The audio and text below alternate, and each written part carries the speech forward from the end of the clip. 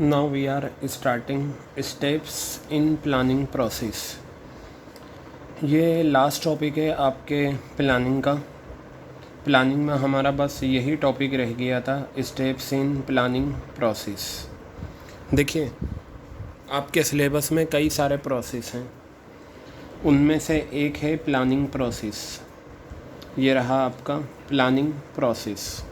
Question ये arise होता है, प्लानिंग प्रोसेस में जितने भी ये स्टेप्स आपको दे रखे हैं इनकी सीक्वेंस यही रहेगी। अगर आपने सीक्वेंस ऊपर नीचे करी then your marks will be subtracted. तो मैंने आपको बताया था प्लानिंग का मतलब, प्लानिंग क्या होती है। आज हम स्टार्ट कर रहे हैं प्लानिंग का प्रोसेस। देखिए, हम कोई भी काम करें सबसे पहले हमें क्या करना होता है, अपना एक मकसद बनाना पड़ता है। तो अगर हम बिज़नेस के पॉइंट ऑफ व्यू से देखें, बिज़नेस क्या करेगा, सबसे पहले अपने ऑब्जेक्टिव्स यानी कि उसके जो मकसद हैं वो तैयार करेगा। तो सबसे पहला स्टेप जो प्लानिंग में है वो क्या है, सेटिंग ऑब्जेक्टिव्स। तो देखिए क्या लिखा हुआ है, the first step is setting organisational objectives. कोई भी ऑर्गेनाइजेशन या कंपनी सबसे पहले ये डिसाइड करती है कि उसके ऑब्जेक्टिव्स क्या हैं। अब ऑब्जेक्टिव्स के एग्ज़ाम्पल बहुत सारे हो सकते हैं। जैसे एक एग्ज़ाम्पल लिया, इंक्रीजिंग प्रॉफिट्स बाय 20%। प्रॉफिट को 20% से बढ़ाना एक ऑब्जेक्टिव हो सकता है मैन्युफैक्चरिंग गारमेंट्स कंपनी का। क्लियर है बात। ये ऑब्जेक्ट हो सकता है किसका, मैन्युफैक्चरिंग गारमेंट्स कंपनी का। या मान लो ये हुआ, एक कंपनी है, उसने कहा जी इंक्रीज़ इन प्रॉफिट्स बाय 30%। 30% से प्रॉफिट बढ़ाना। दिवाली के टाइम क्रॉकरी का जो बिज़नेस है उसमें एक मैन्युफैक्चरिंग कंपनी है जो क्रॉकरी बनाती है और उसे मार्केट में सेल करती है। अब उसका एक मकसद था, भाई आने वाली दिवाली पर हम 30% से अपना प्रॉफिट बढ़ा देंगे, ठीक है, क्रॉकरी का।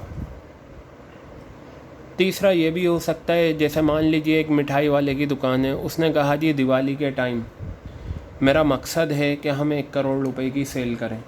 ये ऑब्जेक्टिव हो सकता है। तो there are different objective. As a student your objective might be to get 90+ और 95+ मार्क्स इन बोर्ड एग्ज़ाम। ये आपका ऑब्जेक्टिव हो सकता है। तो सबसे पहले क्या होता है, यहाँ पहली लाइन में बताया कि the first step is setting. आप चाहें तो ये लाइन हटा दें, यहीं से लें डायरेक्ट। ऑब्जेक्टिव स्पेसिफाई, मकसद जो होते हैं वो ये बताते हैं कि ऑर्गेनाइजेशन क्या अचीव करना चाहती है। तो यहाँ पर बताया कि प्रॉफिट्स को बढ़ाना है 20% से, ये अचीव करना चाहती है। 30% से प्रॉफिट को बढ़ाना है, 1 करोड़ से अपनी सेल करनी है। यहाँ ये बताया objective should be stated clearly. साफ साफ बता देने चाहिए कि ऑब्जेक्टिव आपके क्या हैं, ठीक है। और होता क्या है, एक कंपनी में इन्होंने ये कहा ऑब्जेक्टिव में be set for the entire organisation. पूरी कंपनी जो होती है, पूरी ऑर्गेनाइजेशन जो होती है, उसके लिए भी ऑब्जेक्टिव बनाए जाते हैं। और एक ऑर्गेनाइजेशन में जो अलग अलग डिपार्टमेंट होते हैं, देखिए आपको पता है जब एक ऑर्गेनाइजेशन बड़े लेवल पर काम करती है तो वहाँ क्या होते हैं, अलग अलग डिपार्टमेंट होते हैं, ठीक है। परचेज डिपार्टमेंट अलग है, सेल्स डिपार्टमेंट अलग है, प्रोडक्शन डिपार्टमेंट अलग है, फाइनेंस डिपार्टमेंट अलग है, ठीक है, मार्केटिंग डिपार्टमेंट अलग है, R&D डिपार्टमेंट अलग है, ह्यूमन रिसोर्स डिपार्टमेंट अलग है। तो हर डिपार्टमेंट के अपने अलग अलग ऑब्जेक्टिव्स हो सकते हैं या पूरी ऑर्गेनाइजेशन के ऑब्जेक्टिव हो सकता है।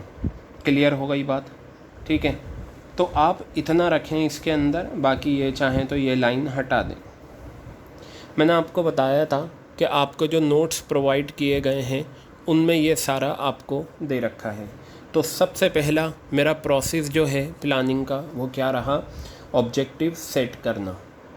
चलिए अब देखिए, हम जब ऑब्जेक्टिव्स बना लेते हैं ना, मकसद हमें बना लिए, तो हमें कुछ अजम्पशंस लेकर चलनी पड़ती हैं। ऐसा होगा क्या होगा, ऐसा होगा। हम अजम्पशंस लेकर चलते हैं जब मकसद हमारा है।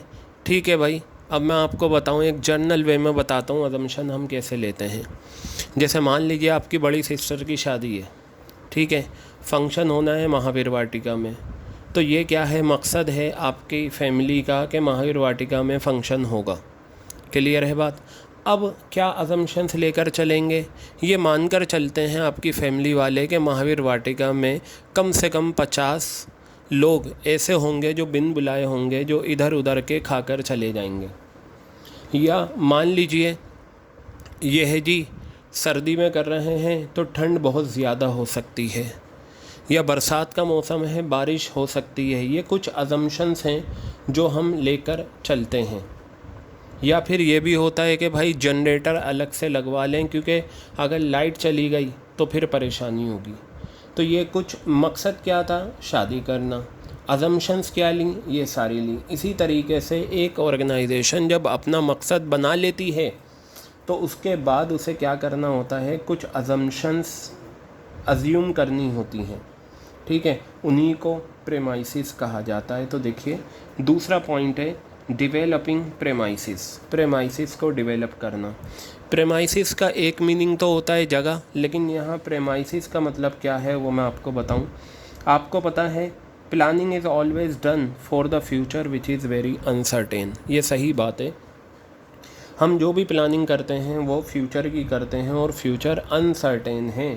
क्या होगा क्या नहीं होगा ये हमें नहीं पता।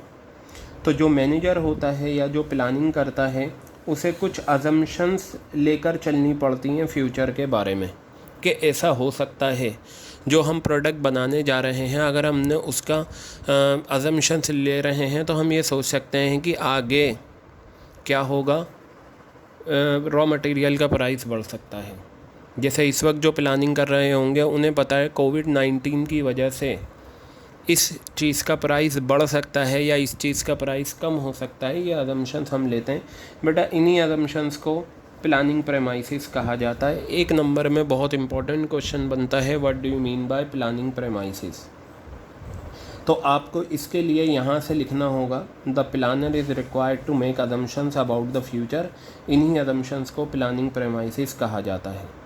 ठीक है, अब सवाल ये है कि जो आप अजम्पशंस ले रहे हो, ये नहीं बस आंखें बंद करी और अजम्पशंस बना ली फ्यूचर के बारे में।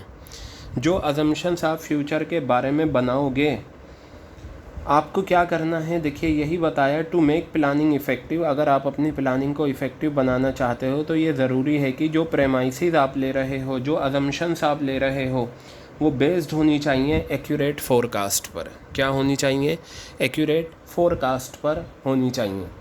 क्लियर हो गई बात। अब जैसे फॉर एग्ज़ाम्पल ईद का, कल ईद है, ठीक है, और आपके घरों में बकरे आएंगे, मिठाई आएगी या नहीं।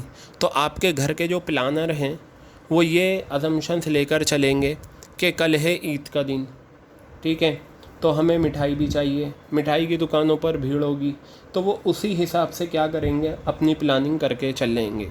और ये किस पर बेस्ड है, एक्यूरेट फोरकास्ट। बिल्कुल सही बात है, क्योंकि फेस्टिवल पे, ईद बकरा ईद पर मिठाई की दुकान पर भीड़ ज़्यादा होती है। तो कहने का मतलब ये है, आप अपनी ज़िंदगी में छोटे से छोटा मकसद बनाएं। उस मकसद को अचीव करने के लिए आपको कुछ अजम्पशंस लेकर चलनी पड़ती हैं। वो जो अजम्पशंस हो ना, वो एक्यूरेट फोरकास्ट पर हों। आगे आपने इतना लिख लिया। आगे इन्होंने देखिए ये बताया, एग्जिस्टिंग प्लान और एनी अदर रेलिवेंट पास इंफॉर्मेशन। ठीक है, या तो एग्जिस्टिंग प्लान जो चल रहा है उसे दिमाग में रखकर आप क्या करें, अजम्पशंस बनाएं, या एक्यूरेट फोरकास्ट। देखिए एक पॉइंट ये हो गया, एक्यूरेट फोरकास्ट की बेसिस पे बनाएं, या जो एग्जिस्टिंग प्लान आपका चल रहा है उसकी बेसिस पे बनाएं अजम्पशंस, या किसी पास्ट इंफॉर्मेशन की बेसिस पर बनाएं। क्लियर हो गई बात। आप चाहें तो ये चीज़ देखें, ये आप हटा दें, ये आपके 2 पॉइंट हो गए। तो पहला मकसद था आपका ऑब्जेक्टिव डिसाइड करना, दूसरा मकसद आपका आया उन ऑब्जेक्टिव्स को अचीव करने के लिए मुस्तकबिल में ये सोच कर चलना कि ऐसा हो सकता है, जिसे हम प्लानिंग प्रेमाइसिस कहते हैं। अब बेटा क्या है, आपको पता है, मैंने बताया था कि जब आप प्लानिंग करते हैं तो तीसरा पॉइंट आपका यहाँ पर आता है identifying alternative courses of action. यहाँ पर ये है, आपको ये देखना होगा कि अपने मकसद को पूरा करने के लिए आपके पास कितने ऑल्टरनेटिव्स हैं, आपके पास कितने ऑल्टरनेटिव्स हैं ये आप डिसाइड करना। जैसे मकसद है बड़ी बहन की शादी करना, ठीक है, ये मकसद है, चलो जी, सेटिंग ऑब्जेक्टिव्स अगर आप ले बड़ी बहन की शादी करना।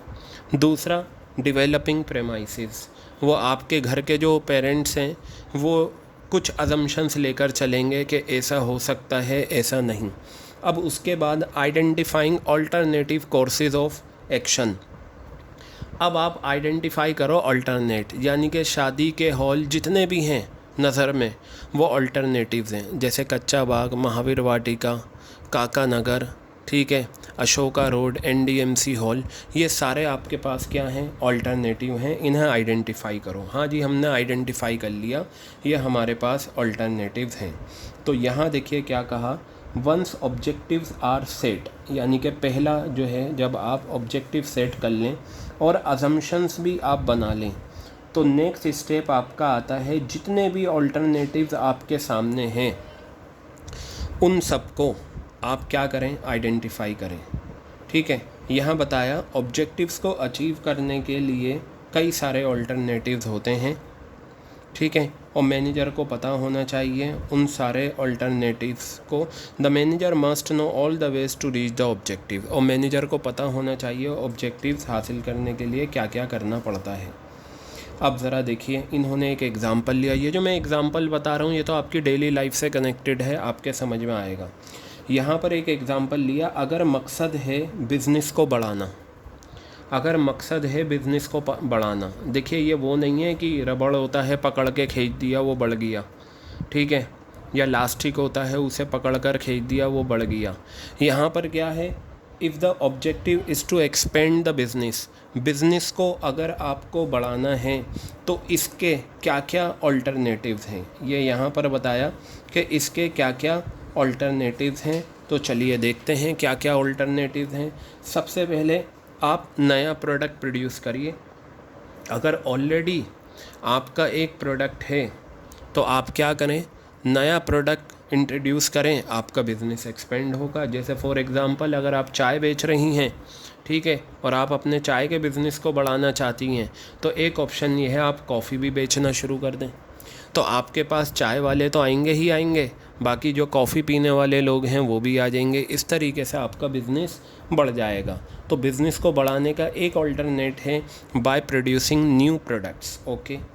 दूसरा है by enhancing exports to existing और न्यू मार्केट्स। एक तरीका, एक ऑल्टरनेट और है बिज़नेस को बढ़ाने का, वो क्या है कि आप एक्सपोर्ट करो, सिर्फ दिल्ली में नहीं, दिल्ली के बाहर आप नई मार्केट्स देखो। क्या देखो, आप नई मार्केट्स देखो जहां आप अपने प्रोडक्ट को एक्सपोर्ट कर सकते हो। क्या कर सकते हो, अपने प्रोडक्ट को एक्सपोर्ट कर सकते हो। क्लियर हो रही है बात। उसके बाद by taking over some other business enterprise, आप दूसरी अदर एंटरप्राइजेज़ जो हैं उन्हें आप टेक ओवर कर लो, उन्हें ख़रीद लो। मैं आपको बताता हूँ, जैसे आपने नाम सुना होगा मुकेश अंबानी का। मुकेश अंबानी इंडिया का तो रिचेस्ट पर्सन है और वर्ल्ड में वो 5th नंबर का रिचेस्ट पर्सन बन चुका है। मुकेश अंबानी की कंपनी कौन सी है, Reliance industries limited, RIL। Clear है बात, RIL, रिलायंस इंडस्ट्रीज़ लिमिटेड, ठीक है। इसका चेयरमैन कौन है, मुकेश अंबानी, करता धरता यानी के मालिक। अब आपने एक नाम सुना होगा बिग बाज़ार का, ठीक है, बहुत बड़ा रिटेल चेन है बिग बाज़ार का पूरे इंडिया में, ठीक है। बिग बाज़ार जो आता है वो ब्रांड है, एक कंपनी है फ्यूचर ग्रुप, ठीक है। फ्यूचर ग्रुप के अंडर में आता है बिग बाज़ार, जो अब बिकने जा रहा है किसके हाथों, रिलायंस। तो रिलायंस इंडस्ट्रीज़ लिमिटेड क्या करेगी, बिग बाज़ार को टेक ओवर कर लेगी, ख़रीद लेगी। तो इससे रिलायंस का बिज़नेस क्या होगा, रिटेल का, वो बढ़ जाएगा। तो यहाँ 3 एग्जांपल आपको दिए थे कि अगर आपका मकसद बिज़नेस को एक्सपेंड करना है तो आपके पास ये सारे ऑल्टरनेटिव्स हैं। और मैंने जनरल लाइफ में लिया था कि अगर आपकी सिस्टर की शादी करनी है तो मान लीजिए आपके पास 5 हॉल हैं, तो आपने 5 हॉल को आइडेंटिफाई कर लिया। सबसे पहले क्या है, ऑब्जेक्टिव सेट करना। दूसरा क्या है, प्रेमाइसिस डेवलप करना। तीसरा पॉइंट क्या है, जितने भी ऑल्टरनेटिव्स हैं उन्हें आइडेंटिफाई करना। चौथा पॉइंट है इवैल्यूएटिंग ऑल्टरनेटिव कोर्सेज। जो आपने ये ऊपर ऑल्टरनेटिव आइडेंटिफाई करे हैं ना, अब इन्हें इवैल्यूएट करो, इनकी जांच करो कि कौन सा आपके लिए बेहतर है। फ़ायदे मतलब पॉजिटिव और नेगेटिव आस्पेक्ट्स जो हैं इनके, वो आप क्या करो, इवैल्यूएट करो। जैसे मैं आपको बताता हूँ कि 5 हॉल आपने डिसाइड करे, ठीक है। अब 5 हॉल की आप जांच करो, इवैल्यूएट करो। कैसे कि इन 5 हॉल की जो है अमाउंट कितना है, फिर 5 हॉल की अगर हम डेकोरेशन कराएं उस पर कितना खर्च होगा, 5 हॉल में फैसिलिटीज़ कितनी हैं, 5 हॉल कितनी दूर हैं, मेहमान हमारे आ जाएंगे या नहीं आएंगे, ठीक है। अगर गर्मी का मौसम है, 5 हॉल में एसी किस हॉल में है यह हम देखेंगे। कहने का मतलब ये है हमारे पास बहुत सारे एस्पेक्ट्स हैं, हम 5 हॉल की जांच करेंगे, हर हॉल का पॉजिटिव और नेगेटिव एस्पेक्ट्स जो है उसे हम जांच करेंगे। फिर 5 हॉल को जो है हम कंपेयर करेंगे। क्या करेंगे, हम कंपेयर करेंगे। कंपेयर किस सेंस में करेंगे, कॉस्ट कितनी लागत आ रही है, कितना खर्चा आ रहा है, और बेनिफिट्स देखेंगे कहाँ ज़्यादा बेनिफिट्स हैं। तो ये सारी चीज़ें हम क्या करते हैं, 4th पॉइंट में करते हैं। जैसे बताया, the positive and negative aspects of each alternative need to be evaluated. Clear है बात। सारे ऑल्टरनेटिव्स को कंपेयर करना चाहिए। जैसे आपने देखा कि सारे ऑल्टरनेटिव्स को अगर हम कंपेयर करेंगे तो 5 हॉल हैं, 5 हॉल को हम कंपेयर करेंगे, इवेल्युएट करेंगे। किस सेंस में, cost, speed, risk, profit and enterprise long term objectives. तो सबसे पहले आप क्या करें, 5 हॉल आपने डिसाइड करें, 5 हॉल की आपने जांच कर ली। आप चाहें तो ये एग्ज़ाम्पल हटा दें, कोई प्रॉब्लम नहीं। तो सबसे पहला स्टेप था सेटिंग ऑब्जेक्टिव्स, दूसरा स्टेप था प्लानिंग प्रेमाइसिस डेवलप करना, तीसरा स्टेप था सारे ऑल्टरनेटिव्स की जांच करो, चौथा ऑल्टरनेटिव था तीसरा ऑल्टरनेट था आइडेंटिफाई करो, पहचानो कि कितने ऑल्टरनेटिव्स आपके पास हैं, चौथा पॉइंट है उन्हें इवेल्युएट करो, और 5वां है उन्हें सेलेक्ट कर लो। देखो कितना आसान है। आप लाजपत नगर गए, 5 दुकानें आपने चूज़ करी, आइडेंटिफाई करी, भाई यहाँ पर अनारकली सूट मिलेगा। 5 में आपने देखा, 5 की कॉस्ट देखी, 5 के बेनिफिट्स देखें। तो पहला 5 ऑल्टरनेटिव, 5 दुकानें चेक करना, और ये आपका 4th पॉइंट आ गया। यहाँ पर आपने क्या करा, उन 5 दुकानों की जांच करी, सेलेक्टिंग एन ऑल्टरनेटिव। फिर आप क्या करो, सेलेक्ट कर लो। यानी कि जहाँ पर आपकी कॉस्ट कम से कम आए और मैक्सिमम बेनिफिट्स ड्राइव हों, तो आप क्या करें, उस ऑल्टरनेट को सेलेक्ट कर लें, ठीक है। जैसे रोटी बनाने के आइडेंटिफाई करिए ऑल्टरनेटिव्स क्या क्या हैं। मैं एक एग्जांपल बता रहा हूँ। रोटी बनाने के ऑल्टरनेटिव्स आइडेंटिफाई करो, भाई चूल्हे पर भी बनती है, ठीक है, और आपका जो ये है स्टोव, इस पर भी बनती है। दूसरा ऑल्टरनेटिव स्टोव हो गया, पहला चूल्हा हो गया। तीसरा ऑल्टरनेटिव गैस सिलेंडर जो होता है उससे बनती है। चौथा ऑल्टरनेटिव इलेक्ट्रॉनिक मशीन्स आ रही हैं उससे बनती है। 5वां जो है तंदूर ओवन लगा लेते हैं, इससे बनती है। तो ये 5 ऑल्टरनेटिव्स आपने आइडेंटिफाई करें। अब इनकी जांच करो, किस में कम से कम कॉस्ट आएगी और ज़्यादा से ज़्यादा रोटियां बना दे। वो 4th पॉइंट हो गया कि आपने सारे ऑल्टरनेटिव्स को इवेल्युएट करा। 5वां पॉइंट आपका आता है जहां कम से कम कॉस्ट हो, ज़्यादा से ज़्यादा बेनिफिट्स हो, उसे चूज़ कर लो। This step involves selection and adoption of best plan. The best plan has to be adopted which must be most feasible, profitable with least negative consequences। Clear हो गई बात ये। तो एक ऑल्टरनेटिव आप सेलेक्ट कर लेना चाहिए जिसमें कम से कम कॉस्ट और ज़्यादा से ज़्यादा बेनिफिट्स हों। जैसे एक एग्ज़ाम्पल यहाँ लिया है using waste material in manufacturing stuff toys. जो टॉयज़ आपके घरों में आते हैं जिससे आप खेलते हैं, उसमें क्या होता है, वेस्ट मटेरियल होता है, कॉटन होता है, कपड़ा होता है, ये सारी चीज़ें उसमें होती हैं। ये बेस्ट सॉल्यूशन है प्रॉफिट को बढ़ाने के लिए। यानी कि आपको टॉयज़ के अंदर कुछ डालने की ज़रूरत नहीं, वेस्ट मटेरियल जो है उसे आप डाल सकते हैं। तो गर्ल्स, ये मेरे 5 पॉइंट्स क्लियर हो गए किसके, स्टेप्स इन प्लानिंग प्रोसेस के। अब मैं आगे की तरफ बढ़ता हूँ और मेरे 2 प्लान रह गए, ठीक है, सॉरी 2 स्टेप, और वो क्या है, इम्प्लीमेंटिंग द प्लान। इम्प्लीमेंट का मतलब लागू करना। इसमें क्या है, आपने क्या करा, सबसे पहले ऑब्जेक्टिव्स बनाए, उसके बाद आपने उन ऑब्जेक्टिव्स को अचीव करने की अजम्पशंस ली। अजम्पशंस के बाद आपने सारे ऑल्टरनेटिव्स को आइडेंटिफाई करा, ठीक है। फिर आपने क्या करा, इवेल्युएट करा उन अल्टरनेटिव्स को, फिर सेलेक्ट करा। सेलेक्ट करने के बाद अब उसे अमल में लाओ। Under this step the best selected plan is put into action. जो बेस्ट प्लान होता है उसे हम एक्शन में लाते हैं, ठीक है। और इस प्लान को बताया जाता है मैनेजर्स के द्वारा सभी एम्प्लॉइज़ को बिल्कुल क्लियरली, ताकि वो मोटिवेट हो सकें और वो अपनी सपोर्ट दे सकें। क्लियर है। यानी कि जब प्लान तैयार सेलेक्ट हो जाता है तो उस प्लान को इम्प्लीमेंट किया जाता है, उसके बारे में बताया जाता है किन लोगों को, एम्प्लॉइज़ को, ताकि वो मोटिवेट हों और उससे बेनिफिट्स मिले। क्लियर हो गई बात। अब इन्होंने एक एग्ज़ाम्पल लिया, अगर एक प्लान है प्रोडक्शन को बढ़ाने का, ये प्लान हुआ भाई हमें अपना प्रोडक्शन बढ़ाना चाहिए। जैसे मान लीजिए चेनाराम एक मिठाई वाला है और ईद का भी त्यौहार है और राखी का भी त्यौहार है।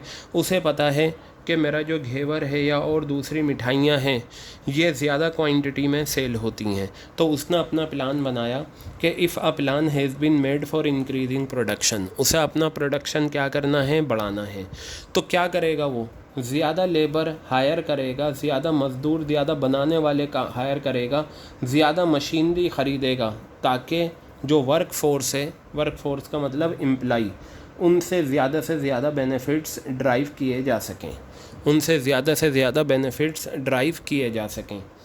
लास्ट है मेरा फॉलो अप एक्शन, ठीक है। प्लान बनाने के बाद, प्लान इम्प्लीमेंट करने के बाद हमें ये भी देखना होता है कि हमारा प्लान जो इम्प्लीमेंट हमने करा है, ठीक है, वो सही तरीके से इम्प्लीमेंट हुआ है या नहीं।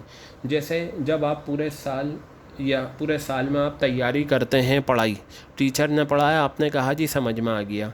अब क्या किया जाता है, आपका फॉलो अप होता है। फॉलो अप कैसे होता है, एग्ज़ाम लेकर आपके एग्ज़ाम लिए जाते हैं। एग्ज़ाम लेने के बाद आपका फॉलो अप होता है और उस फॉलो अप में ये पता चलता है कि आपने कितना परफॉर्म करा और आपने कितनी तैयारी करी थी।